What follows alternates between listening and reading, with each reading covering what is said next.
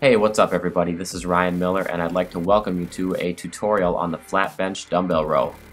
The Flat Bench Dumbbell Row is a great exercise for your GST pull training or weak point training for your back. And the first thing that I want to talk about in terms of flat bench dumbbell rowing is the initial setup. You're going to need a flat bench and you're going to need at least one dumbbell. Now the important thing is that you remain stable and supportive during your rowing reps. So what you want to do is, you can see right here I'm rowing with my left arm. So I place my right arm on the bench, I place my right knee on the bench, and I place my left foot on the floor. I should note that my left leg is slightly bent, and that just gives me a little bit of a cushion. And I just like to recommend not locking out your knees on most movements in general.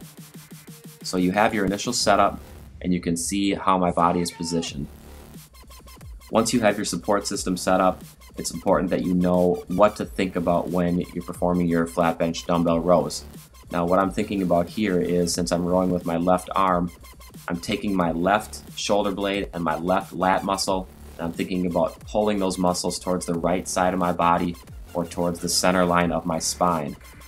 What that's going to do is it's going to give me that excellent mind-muscle connection with my upper back and my lats, and it's going to force them to contract as much as possible towards the midline of my back.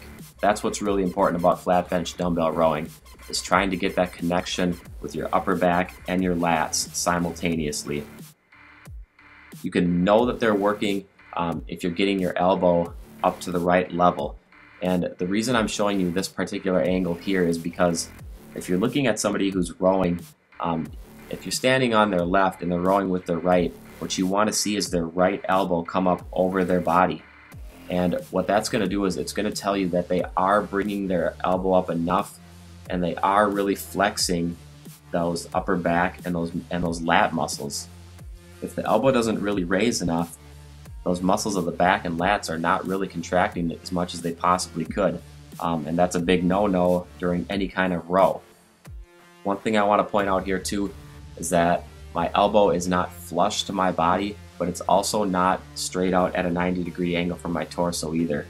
It is just a few inches away from the side of my body or my torso, and you can also see that when I pull up, I'm not pulling my hand towards my chest.